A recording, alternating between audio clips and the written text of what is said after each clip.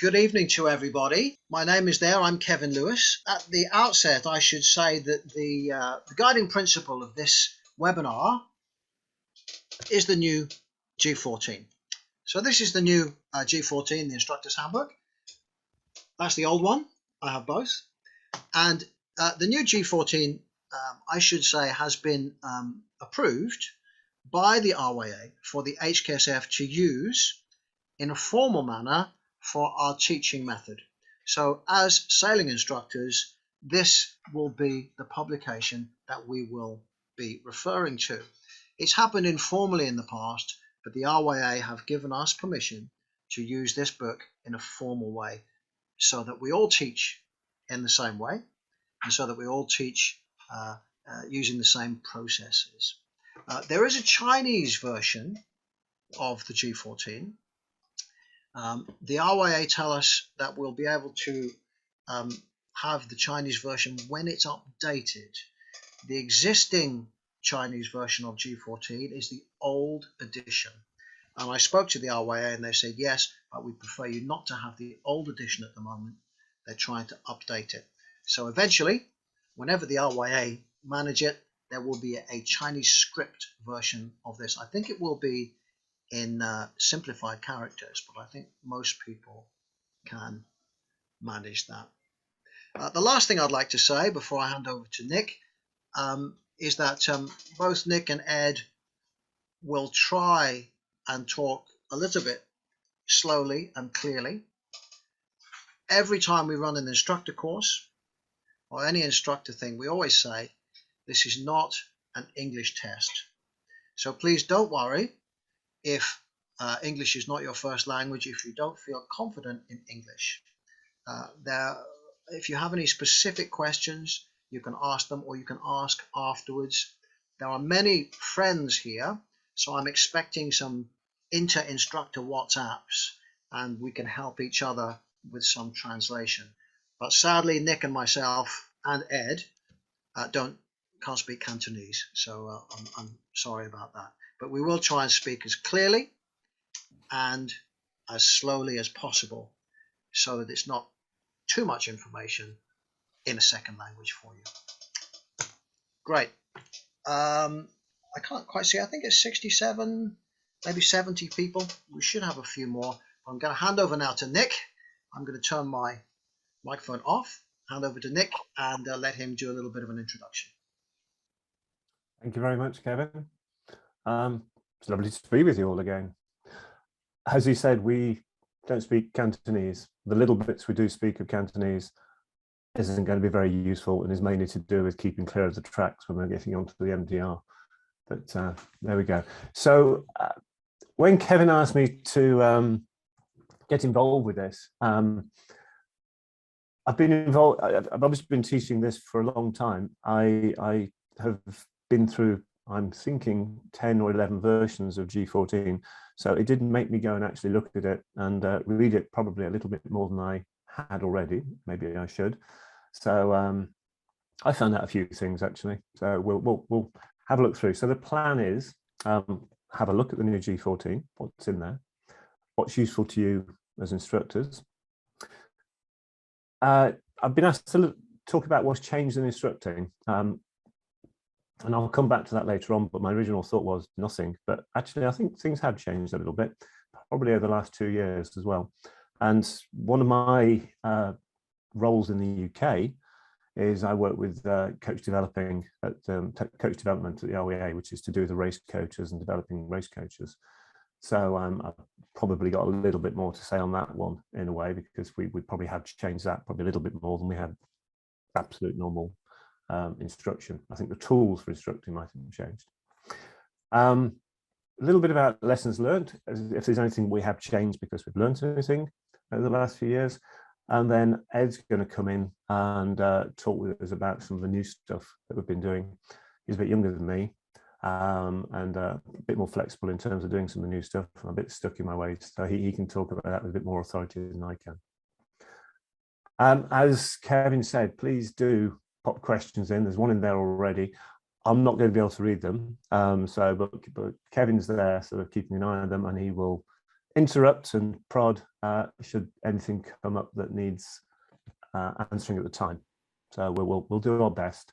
Some of them might need to be answered later on, but we'll do our best to try and get back to people when we can.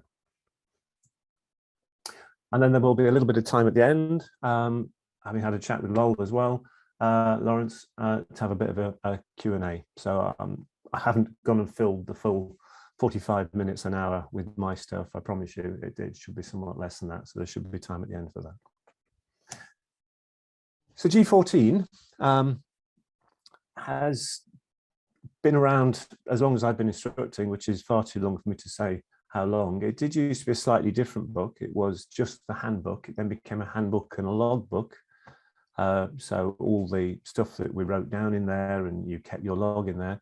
And then recently it's gone back to being a handbook again, because it keeps it in a format where they can actually use it as an ebook. So some people, they don't want the paper version, they actually want one that's downloaded. So that's why it's changed a little bit recently. And then the way it actually presents some of the information has changed, and that's what we're sort of going to have a bit of a look at, and it'll give you hopefully an idea of what's in there and what might be useful to you in there.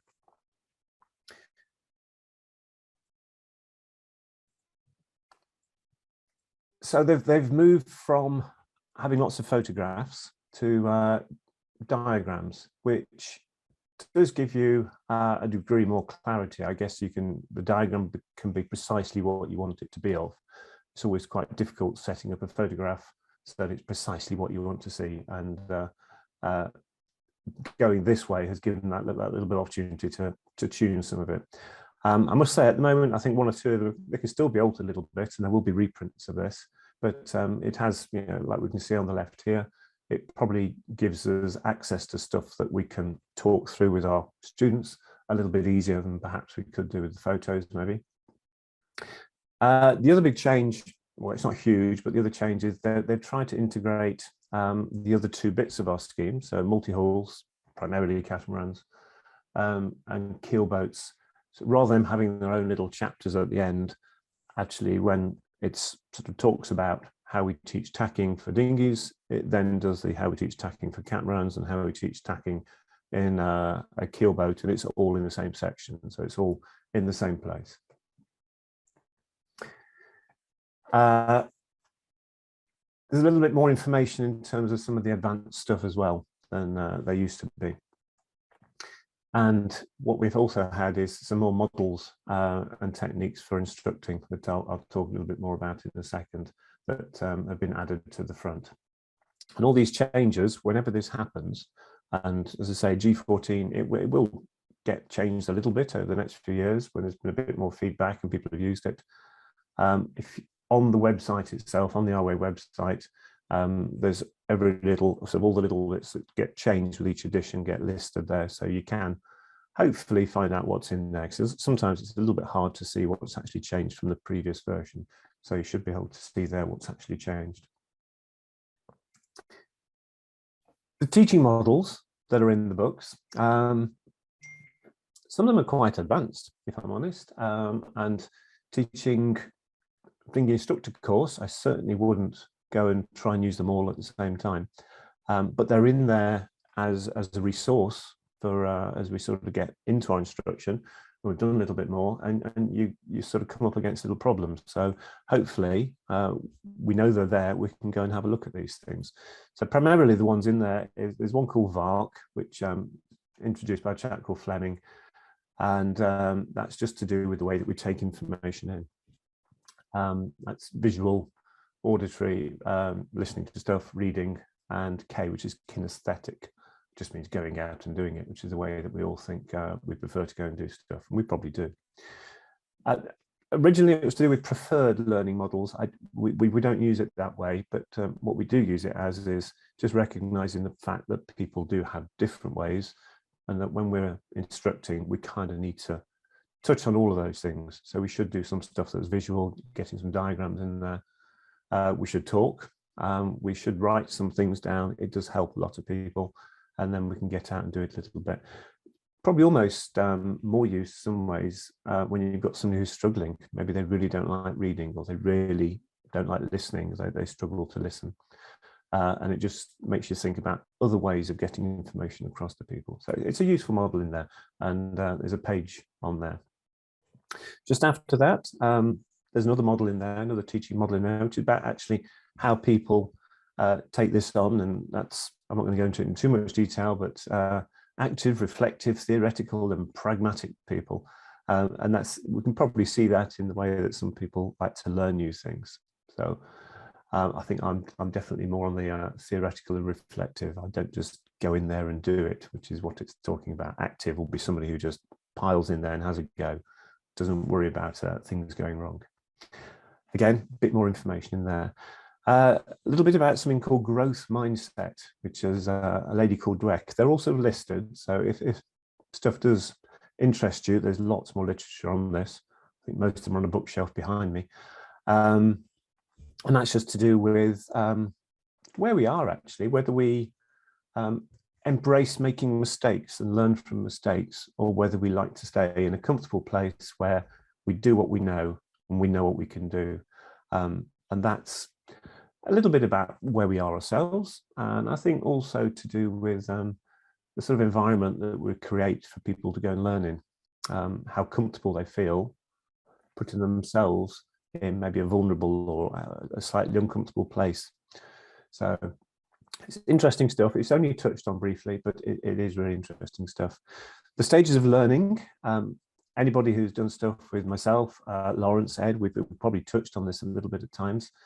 And that's been in the previous G14 as well, which is just to do with, again, people at different stages as they learn to do new things, where it becomes difficult at times and disillusioning. So before we've ever had a go at sailing, we think sailing's quite easy. We have a go, we find it's quite hard. Very easy at that point to think, right, I'll go and play football instead. So it's just recognizing those things there.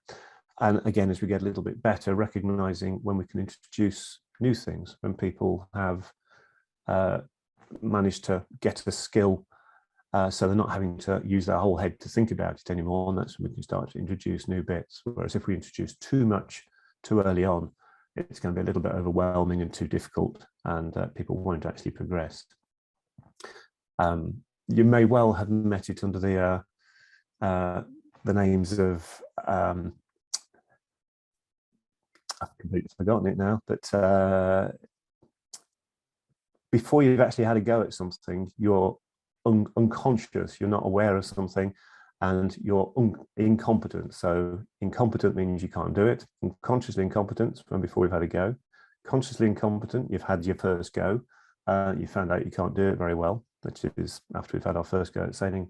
Consciously competent, we can do it, but we're having to think about it a lot.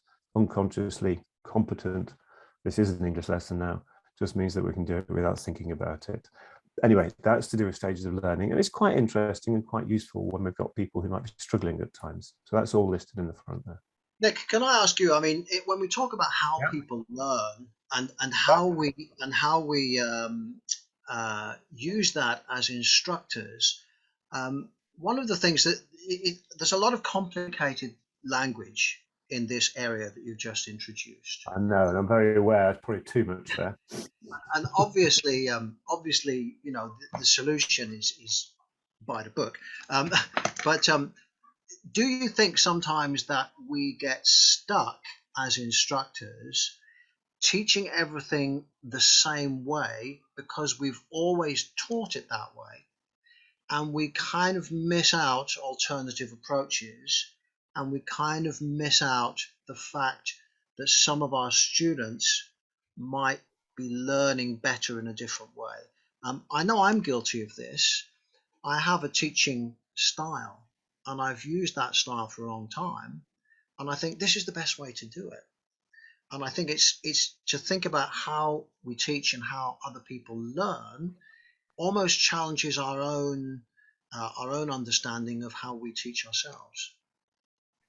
I think that's very true. One of the things, since I've been involved in coaching development, it's very I've questioned myself a lot, and I think it raises the importance of how important it is almost to debrief yourself, and how important it is to work with other instructors and coaches and try and actively get a little bit of feedback from them about what does work, what doesn't work. And what, it's not necessarily what does and what doesn't, it's where there are alternative ways of doing things, isn't it, most of the time?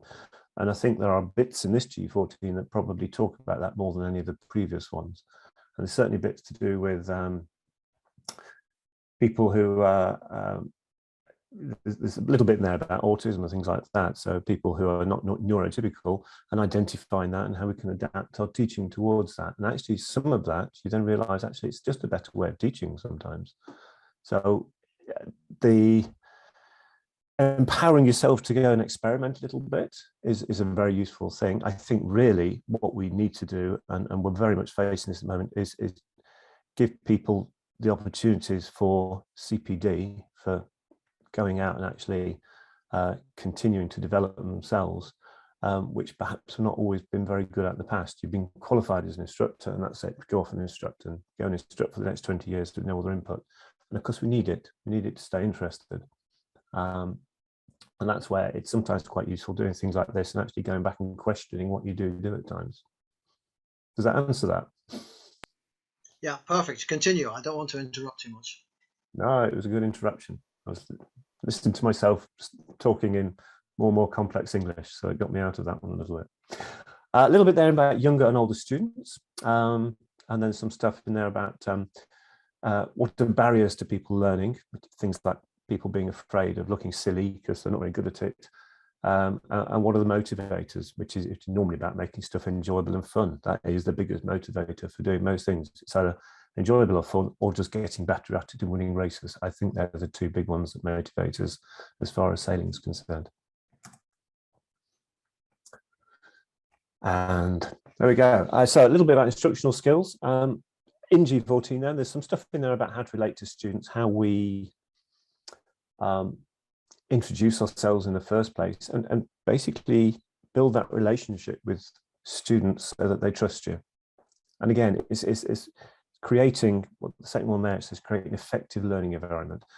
I think that's just about creating somewhere that's safe for people to go and experiment a little bit, where people don't feel that they'll ever be ridiculed. I know nobody goes out to ridicule, but sometimes we can do it by accident. So it's creating that safe space, I think, so people can go and learn without worrying about things, worrying how they look, worrying about looking silly. These are just huge barriers, aren't they?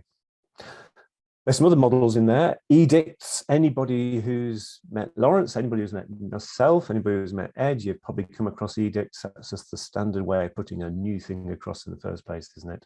Which is just showing people how to do it. So a bit of an explanation, demonstration, getting them to copy you, and then making them, giving them some coaching tips to get it right, and giving them a chance to go and practice it. Whole part whole, standard land drill. Do it quickly, do it in bits, do it quickly again. There's some stuff about how we do reviewing. So hamburgers, traffic lights, hair dryers. Hair dryers is new to G14. I'm not sure it's something we have to use an awful lot. That's the just go and shout at your students a lot. I think we've seen plenty of that at times. That's the hair dryers comment makes me definitely want to read the book. That's one I hadn't come across. Yeah, I've seen it a lot.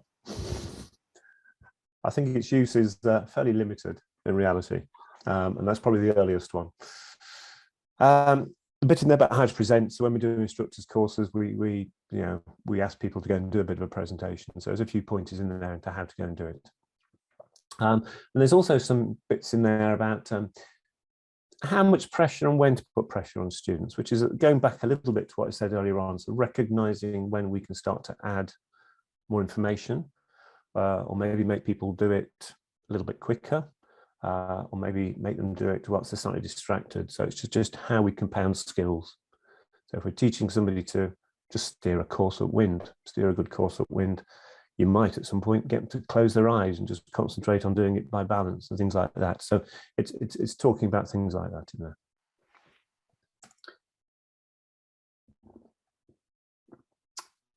There's been a few other little changes in this version of G14. The method which you've seen and we all know and love, and that's changed the way it looks a little bit. The one that's on the left here is actually a single-handed one. We never had a single-handed one. It was never written down before, partly because, as we know, when we teach somebody in single-handers, actually there's an awful lot of information you need to give them before you put them in the boat. Otherwise, you put them in the boat and that's it. You never see them again because they don't know how to tack, they don't know how to sheet, they don't know how to sit. They certainly don't know what's going to happen when it capsizes. So it was always a little bit harder to do, but there's a good go at trying to sort of put it in here.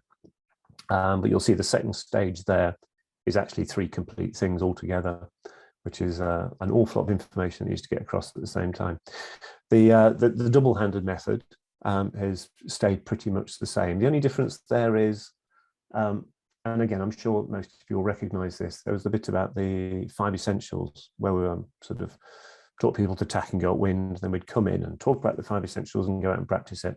But not many people really did that. They probably just spoke about it whilst they're on the water and then carried on. And it just recognizes that now it's a smaller bit in there. So that stuff's changed just a little bit in there.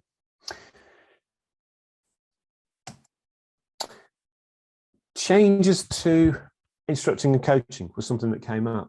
So I'm sort of moving away from G14 now a little bit and just having a look at this thing.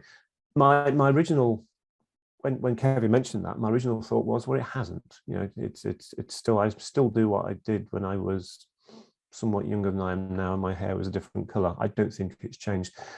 I then reflected on that a little bit and thought, well, actually, no, it has. I think we do recognize some things a little bit better, and more to the point, we've got more tools. We've got a lot more tools than we used to have, and that's probably, I think, where we've got the biggest changes that have sort of come in here. So fundamentally, as I said, you know, we break sailing down into manageable bits, and we try and keep them safe, and we try and make it fun, and that's how we actually teach sailing, isn't it? And where we've got big bits to do, which is like tacking and stuff, we use things like land drills to try and sort of make it a little bit easier to get a whole load of stuff at the same time, because we do it on the land, so we're not going to be struggling too much, and then let them out and have a practice at it.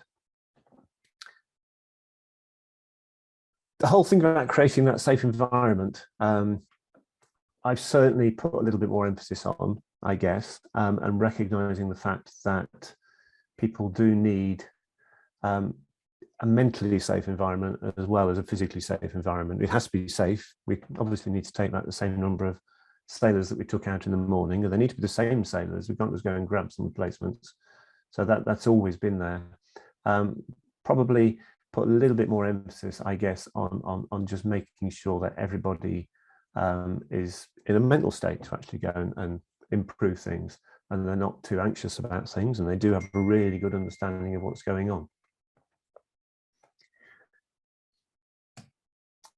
The other thing that I've probably become a little bit more aware of now is the importance of the discussion and the reflection afterwards, and just how much we learn when we finish these things, and encouraging that. So this is going back to what we just said a little bit about the hairdryer thing. So a hairdryer is a one-way debrief at the end of something. So they come off the water and you tell them how they did, and then go and get changed, and that's it. What's probably a more useful way, of course, is getting people to actually talk about what they noticed, what they felt, what they learnt out there, and sharing it, and almost getting them in the habit of doing that. So it's probably a little bit more of that going on.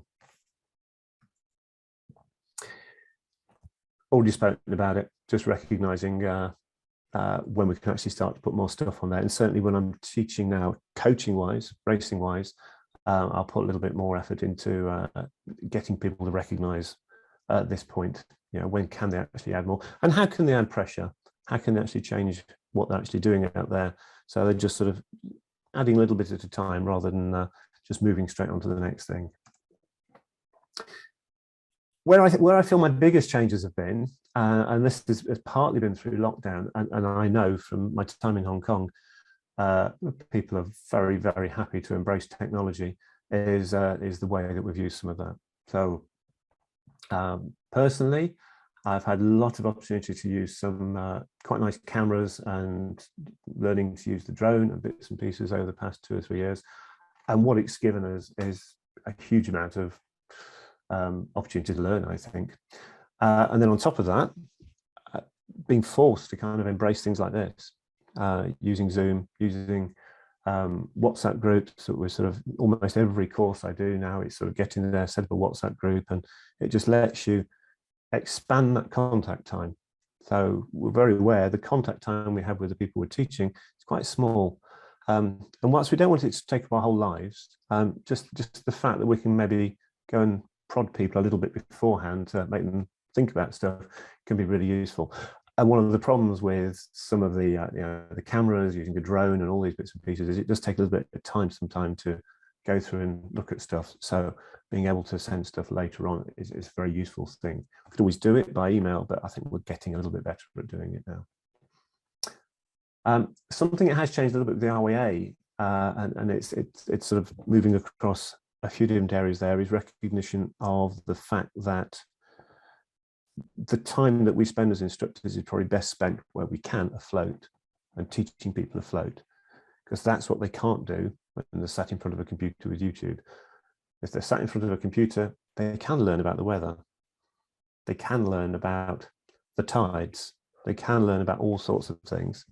The things they can't do is actually get in a boat and make the most of it. So a little bit of a change there in terms of some of the syllabus. Certainly on the racing side, we've just rewritten it in the UK. We've taken out an awful lot of classroom stuff, and it's just been put to one side. And it's not part of the course. It's listed as stuff that people can do. And again, and I've kind of said the right, just creating opportunities for sailors to think and predict and experiment a little bit. So the way we prime, so the way we ask questions before we actually come to the session, before we get to the water, trying to get people to think of solutions before they get there. So giving them the question a little bit in advance, because we do mull things over in the background. I'm sure we've all sort of gone to sleep with a problem, and sometime in the middle of the night, mysteriously, the problem sort of evaporates away, and the solution's there in the morning. So it's kind of doing that. As we expand out a little bit, we can give people a little bit more time before things, and they'll come with more ideas. And it's a case of just let's a quick share of those ideas before we go on the water, and then we can go and get on with it, rather than spending 40 minutes talking about things before we actually go and do it. Another one of the courses I run regularly, it's an instructor's course to do with racing. We always started with 2 hours of PowerPoint, and that was the way we always did it, really, up until lockdown. Because we couldn't use classrooms when we restarted in 2020, we were only allowed to go and do stuff on the water. We ended up doing that sort of 2 hours by Zoom beforehand. And strangely enough, the 2 hours turned into about 45 minutes, 50 minutes, and we still did the same amount. And people turned up and got on, and they were on the water at 9:30 rather than midday. And all of a sudden we had about 3 hours extra on the water, which just made the courses so much better, and we carried on doing it. So that particular course, it's something called the Level 2 Racing Coach course with the RWA. We still do it that way. So we try and get together one evening before the course, have a chat about it. Everybody knows what it is they're doing, and you can turn up and get on with it. So some of that stuff really has changed, and more by being forced to do it, I think, through some of the restrictions of COVID. Other stuff I've been involved with recently has been just the sheer amount of data, I think, that we have access to now. This is just from a GoPro Max, the 360 GoPro sat on the back of a 29er. And as it's going along, and I must admit, I didn't even realize when I was using it. So I had lots of footage from GoPros, recent GoPros and GoPros Maxes. And I kind of knew there was some telemetry there, but you go in there and you can pull it out, and actually the course is there, the speed they're going at the time, how much heeling there is going on, how much it's pitching, and pulling all these things out and having a look at them. It's stuff that takes time, but again, because we have the ways of engaging with people afterwards, we can get in there and do it and send folk files to go and look at themselves, and they get quite good at coming back and talking about it themselves. So it's almost taking the instructor out of it at times. The other thing with the 360 is the fact that we can look forwards like that, or we can change it and look in all sorts of different directions as well, which I'll come back to in a second or two. The drone's been really useful. Struggling to drone and instruct, if I'm honest. So it's a nice addition, but it does take up your time. You're not really instructing if you're flying a drone. But it's quite nice if you do have access to it at times. People love to see themselves on video, and they love to see them a little bit of footage like that afterwards. So it's a real engager. It's stuff that people find fun to go and watch afterwards, and it keeps them engaged. So in terms of instructing, there's some real positives there, but you probably need to get somebody else involved just to get that footage. Other things we're starting to use at the moment is some of the data loggers that sit on boats, and they are just logging the data. They're not taking pictures or anything like that, but they're logging lots and lots of data and uploading it to the cloud. So we're just putting an order now for 6 of these things to go and sit in team racing boats. It means that we can actually watch everything going live as they're going round. We can see precisely where they are relative to each other. And we've got all the heel and everything like that. So all that sort of stuff's there. And we can go back and look at it and try and sort of analyze tactics and what's happening at marks and things like that. And they're relatively cheap sort of devices, relatively cheap. So just starting on that one at the moment. Dear old drone. I spent a lot of time in the past few years scaring people by thinking I'm going to give them haircuts with my drone. It's entertaining launching from boats, but I see enough drone footage from Hong Kong. I know there's plenty of people there doing it. Almost as good as the drone, and probably an awful lot easier. 360 on a pole on the top of a laser there, or 360 on a pole on top of anything. And it sort of gives you that view, but you can zoom in, of course, and you kind of get a drone view. So that literally is a 360 on top of the laser. And that's logging the speed and everything else as you're going around, and you can look down at it and watch that footage later on. But huge amounts of data, and it can be a little bit, it can get in the way if we're not too careful at times, but it's so useful. And not just at very high level. Folk, when they first learned to pull a spinnaker up, I've used it a few times with that, and sort of watching themselves doing it, and they've loved it. And they've gone back and watched it, and I put some on it was a website where it was being streamed, and the thing was streamed. It was only a group of 10 people, and they must have watched it 60 times in 3 days. So they really do engage with it and watch it and study it. So it's really encouraging to see that. I think, Nick, I think these are fascinating developments, but when we're teaching our scheme courses, it's quite a big ask to try and layer on over the top some of this new stuff. And I think it is. I like what you said about when you're teaching spinnakers, stick the 360 on top and that's it. I think it's a step-by-step approach, and although a lot of these things are more focused on race coaching, I think for some of the advanced modules they can be useful.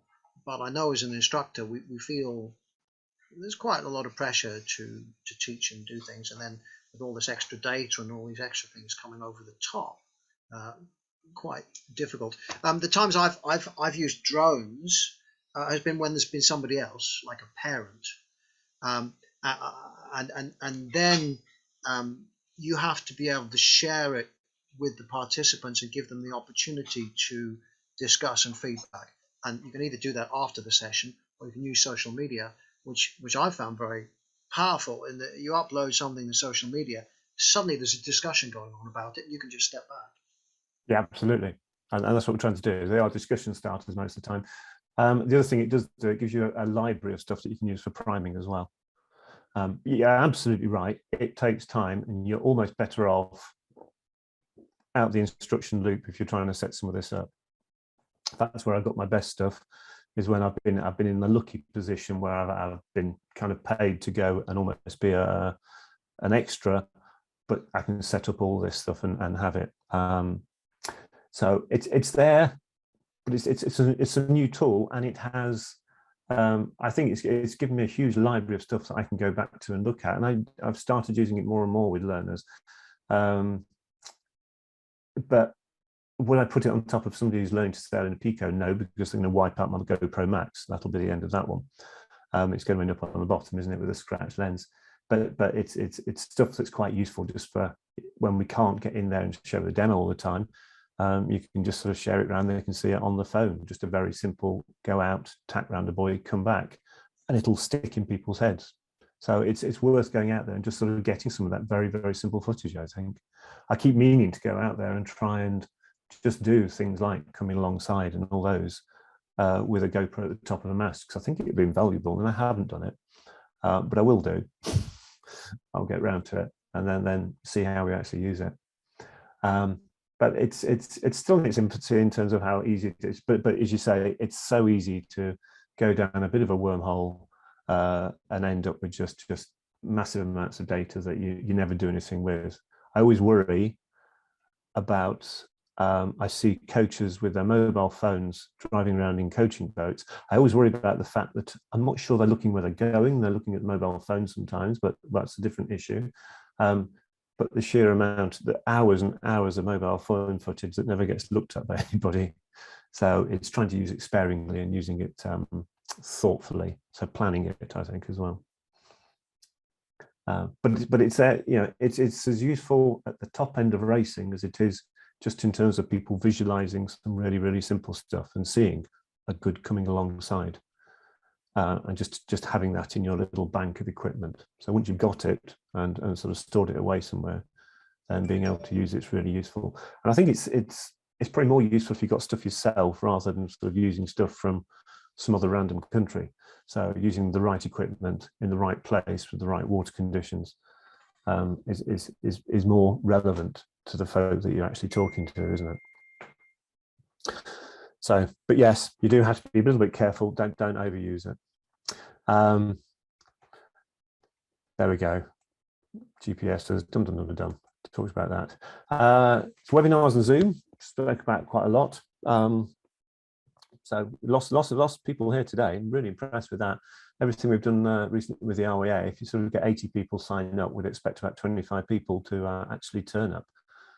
So very, very impressive what you can do in Hong Kong. So, but it's really, once we sort of used it a few times, it all gets a little bit easier. Asking questions gets a little bit easier, and we can sort of go back and look at these things and learn, reflect on them a little bit more and come back to people. And it's just such a good way of engaging with people when it's a little bit harder to actually get around and meet in a real place with all the restrictions we've had. I don't think we'll ever go back to doing some of the stuff that we did before. I mean, I used to go to Southampton, which is 300 miles away from where I live, fairly regularly. It doesn't happen anymore. It's all happening by Zoom, and it's really quite rare I go and meet people for real. So it gives us a lot of opportunities in some ways for actually doing this stuff. Downside is perhaps we don't sometimes have some of the free time that we do with people, so I have to treat it a little bit sparingly. But it's not just Zoom, is it? We've got other things. We've got when we're doing it, we can do it in a way where it's quite engaging. We can't with 75 people or however many are here, but when I've got a group of 12 or something like that, we sort of try and split people off into groups and send people away with questions, 3 groups of 4 or something like that. And we can do it with electronic whiteboards, so one person's taking it and we can all see what's on the whiteboards. We do have things like the sail replay, which is the way of doing all the model boats, which once you've used it a little bit, it's really, really simple and really easy to come up with all the diagrams and look at things. And just the way we can grab screens and use bits of video and stuff like that has become really empowering and really powerful, and teaching people like that. The last question you sort of asked me before we move on to talk about Ed was what have we learned recently? And I had to sort of ponder on that one a little bit. I've been involved a little bit with, well, quite a lot in some ways, with some of the safety management side of what we do at the RWA. And there were 1 or 2 little things happened sort of pre-lockdown that we sort of had plenty of opportunity to go and look at because of what happened with lockdown, and also that we had to look at them. And the things that have come out of it was the whole thing about staff training, which we'll come back and look at a little bit more in a minute. lots and lots of kit out there that's really nice, and some of it's really advanced. You know, when I first started doing this, we had sort of wayfarers and lasers, and then we had toppers arrived, and then we've had all the things with spinnakers and bits and pieces. So people are using really quite high-end kit very quickly, and now we're starting to see stuff with foils that's, you know, really, really fast. So I think the importance of making sure that people have time to actually go and learn how to use this properly. One of the downsides of teaching sailing, and we're always very aware of this, is we do most of it from a powerboat. We're not in the boats. I think from what I've seen in Hong Kong, actually, you're really quite good at keeping yourselves active in boats. It's a bit warmer. Certainly in the UK, I do sometimes, and I'm very aware of it myself, it'll be months between actually getting in a sailing boat and doing it. So being very aware of that and making sure that we create that time to get out there and have a go at stuff. And making sure it's effective. So, you know, making sure that we're actually trying to learn and writing stuff down and making sure that we share that as well. The other thing that came about was the operating procedures, and you've all I've done inspections in Hong Kong. Sometimes it's not been terribly easy because, of course, the operating procedure has been in Cantonese, and as you've established, my Cantonese is not that big. But we've had good talks through it, and you can start to gather what's in there. What does come out of it, though, is that the operating procedures are there for everybody. They're there for all the instructors, and just making sure that they're simple, they're understood, they're accessible. You know, is it online? Is it a file that's kept in a dusty cabinet, stuff like that? So making sure that people do actually look at them and use them, because they're there for a reason. It means that we've thought about it, and we've decided on what is the best way to go and do things. And when something does go slightly wrong, and you go back and you realize actually it's not all been used, that's a little bit too late. So something else that's come out of it is just this, the power of getting somebody else to have a look at your operating procedures with a critical eye. So that's not to be rude about them, it's just to be, you know, just look at them and think, you know, what is good in there, what is easy in there, and what could be done in a different way so that it's a bit more accessible. Generally, lots of diagrams and things like that, not trying to use words. Pictures and diagrams are really, really good. And yeah, just going back to the staff training, just how important it is to record it and make sure that we share it with everybody who's involved with it. And that was so one of the little accidents I was involved with that we did quite a bit of work with. That was one of the things that definitely came out of it. They did do some staff training. Nobody actually wrote it down anywhere, and there was quite a long sort of search to try and prove that it all actually happened, and it wasn't as good as it could have been. So that's in there. And I think after COVID, is that ever going to happen?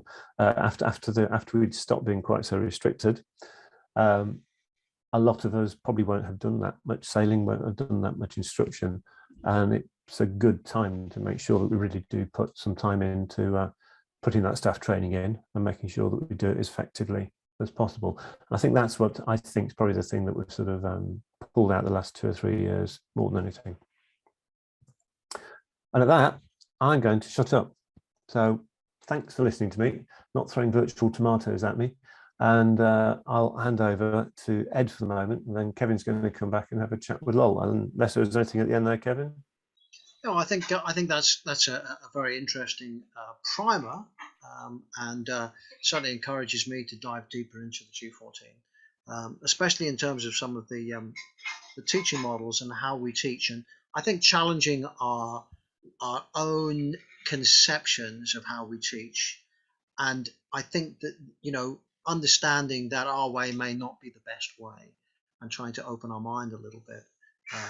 I think that's really important, and certainly, you know, the G14 in terms of those the way that different people learn and how we can adapt our teaching is yeah. I think in there, yeah, what I would say is there is not one our way, and there never has been really. It's always been, there was never been a standard presentation for us to use as coaches or trainers as we are now.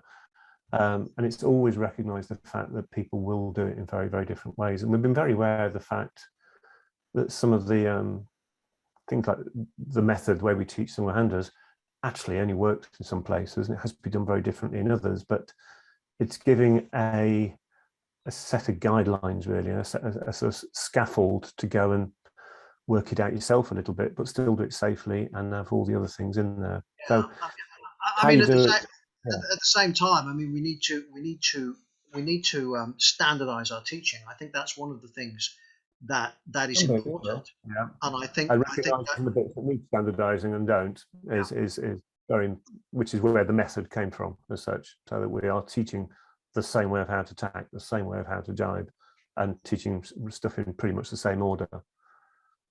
Okay, yeah, Ed. Good afternoon, Ed. Kevin. How you doing, Kevin? I like your.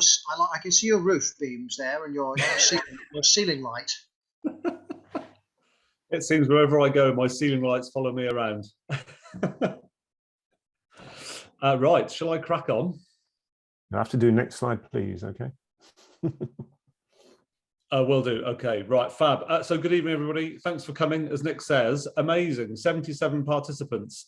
As Nick says, we normally get them sign up for the RWA. We'll get 80, but only 10 will turn up. So that's fab.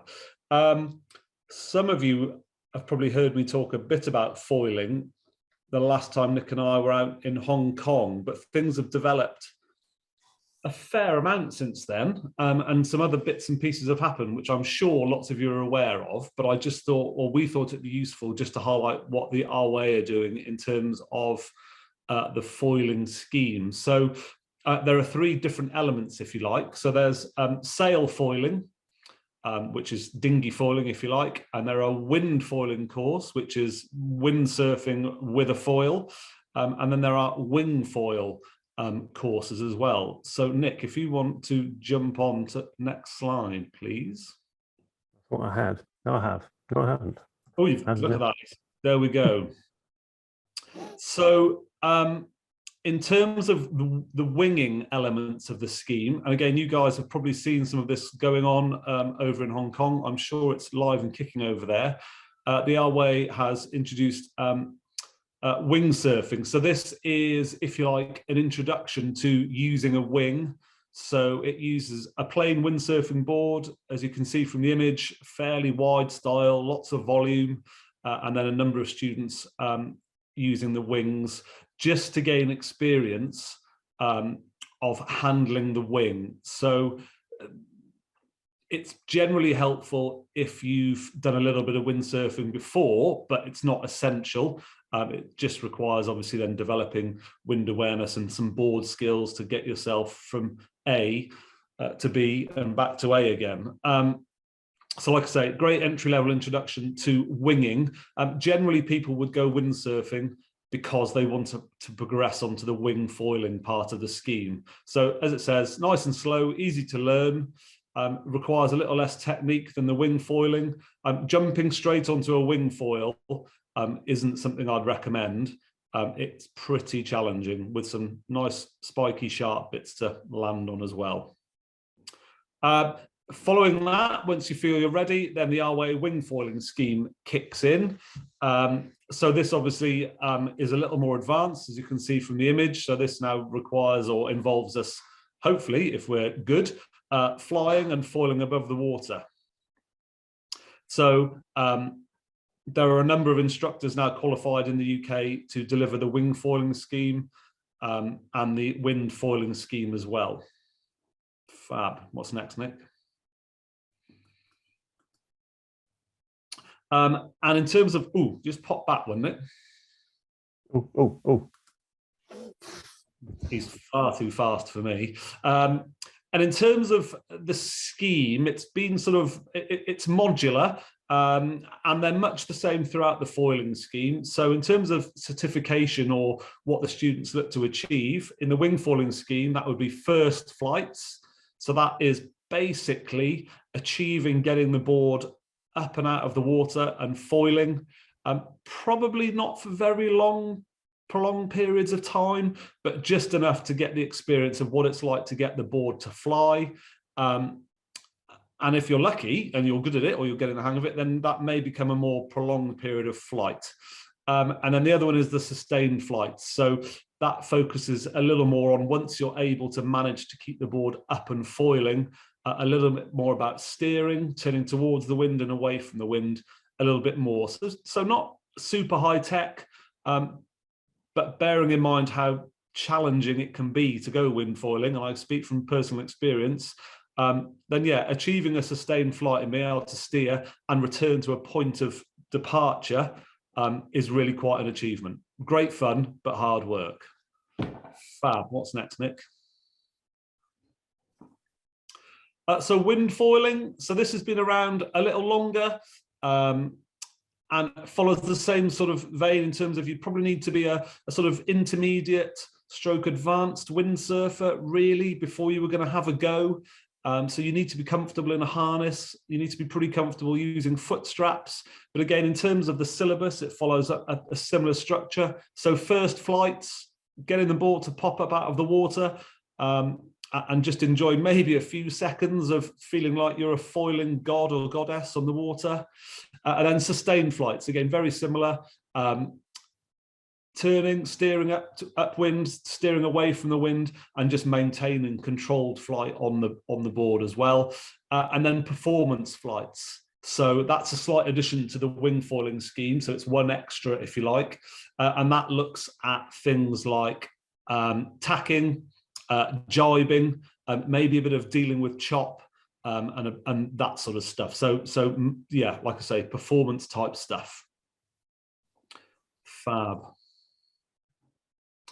And then I think something you guys and girls are probably all very familiar with. I believe in Hong Kong, there are a good number of wasps now. I think there might even be a few skeeters out in Hong Kong too, which is amazing. So the sail foil scheme follows the same three headlines, if you like. So first flights, and that would tend to be more than likely in something like a laser or an RS Aero with the glide-free adaptation kit to get that up and flying. Not always, but that tends to be the case in the UK. And then again, it moves on to sustained flights. So that might be still in an RS Aero, or it could be maybe in a Wasp or a Skeeter or a similar type of foiling craft. And then again, up into the performance end of it, where you're looking at foil tacking, foil jibing, dealing with windier conditions. That again would be Wasp, Skeeter, and maybe even moth territory if you're really spoiled and you've got some moths out and about in Hong Kong. Fab. So Ed, yeah, the Windsurfing Association here in Hong Kong has done a great job with getting on the foil with wing foiling and wind foiling. They had a fantastic event in Victoria Harbour, which was a night foiling race where they had illuminated all the sails. Wow. And in Victoria Harbour, literally off the convention centre and along towards Central. Sadly, there was very little wind, but even so, it was extremely impressive. In terms of, obviously, the windsurfing operates a little bit separately in Hong Kong, under the auspices of the Sailing Federation, but they have their own administration. In terms of a sail foil scheme, all I can tell you and the participants here is that over the past couple of years, foiling has really taken off in Hong Kong. And as an individual, I'm not speaking in any formal capacity here, but as an individual, I would expect to see an HKSF foiling scheme in the next number of years. So as our scheme further develops, it seems to me reasonable to expect that the next revision will include a foiling scheme that will be bolted onto our existing scheme. The obvious question that I have to ask you about foiling is, we see dinghy sailors and we see them looking at the Wasps being launched, and we see them sailing around, and we see them look at a Wasp go past them in a few seconds at 6 or 8 times their own speed. And the dinghy sailors obviously think, that's what I want to do. Yeah. Wow. So it's terribly motivational to stay within the sport. the flip side of it is it diverting sailors from traditional performance classes away? So are we seeing our talented sailors moving towards WASPs and other foiling craft? And is that impacting your 29er sailors, your 40, your FX, your 49ers, your 470s, all the other more traditional performance classes? I'll give you my personal sort of experience on that, because I can speak firsthand about that, and actually then I might flick that over to Nick in terms of how it's maybe impacted the racing element of it.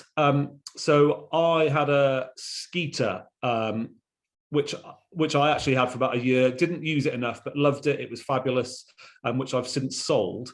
But for me, actually, the Skeeter just filled a hole in terms of going sailing, when maybe going sailing in what I would term a low rider dinghy, like an aero or a laser, maybe might have been a little bit dull.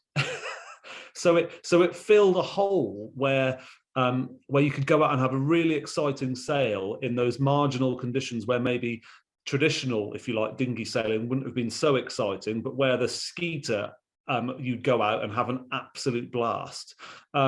I treated the foiling a bit like I treat my windsurfing, where I would purely treat it as being able to go out and just have a brilliant time without maybe thinking about racing or tweaking the boat so much. Just rig it, chuck it on the water like I would go for a windsurf, and just go and have a blast. Lots of reaching backwards and forwards.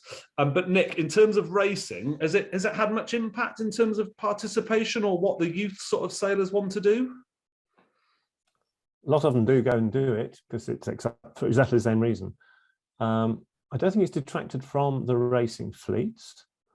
And if we look at the racing fleets that are growing, some of them are actually at the other end of the spectrum, old fireflies, wooden boats, and they're having quite a resurgence at the moment, and some are getting stronger and stronger.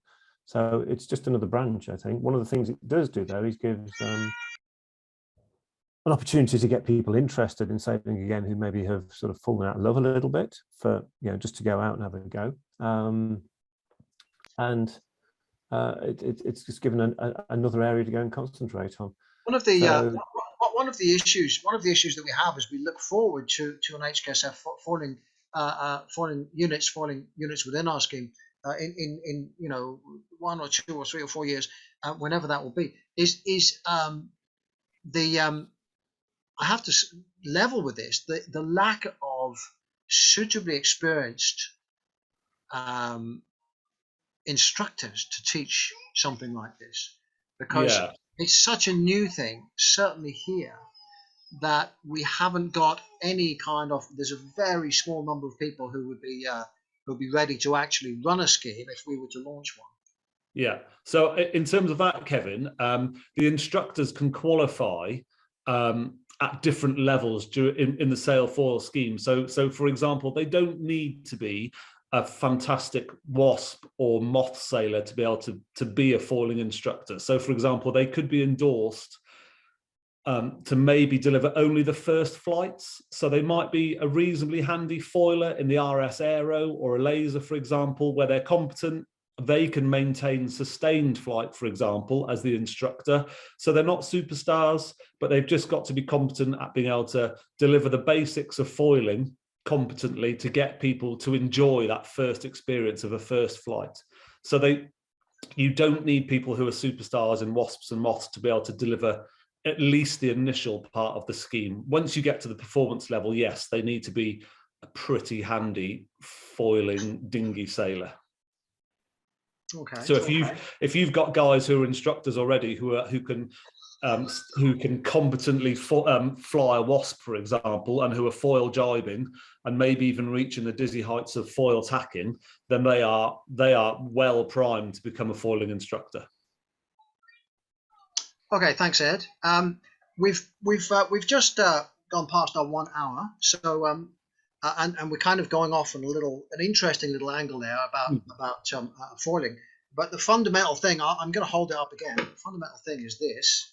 This is the handbook, and I think the one thing I can reiterate from the sailor's point of view and the trainer's point of view and the instructor's point of view and the federation, is that although we're challenging ourselves to be innovative and think about different ways to teach and different learning methods, really we need to also think about standardizing the way we teach. And I think this is a really good step for us.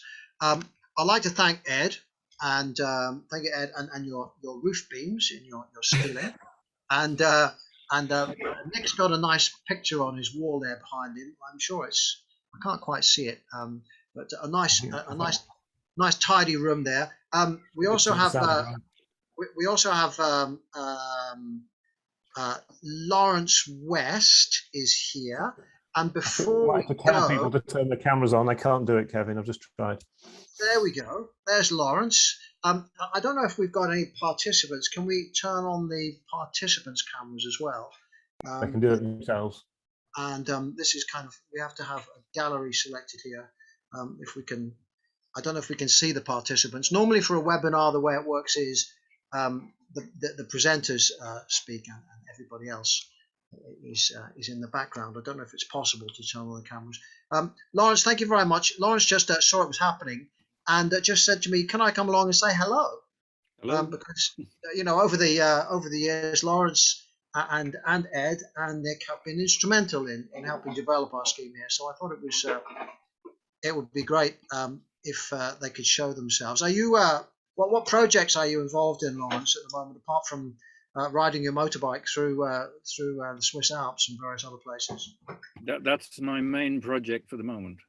Yeah, but you're still involved in RYA coaching and all the rest of it? Yes, I was down in Weymouth yesterday helping with the selection for the new batch of trainers, dinghy trainers. So we had an interesting day down there with 40 knots. Well, 2 days actually. 40 knots. A little bit breezy.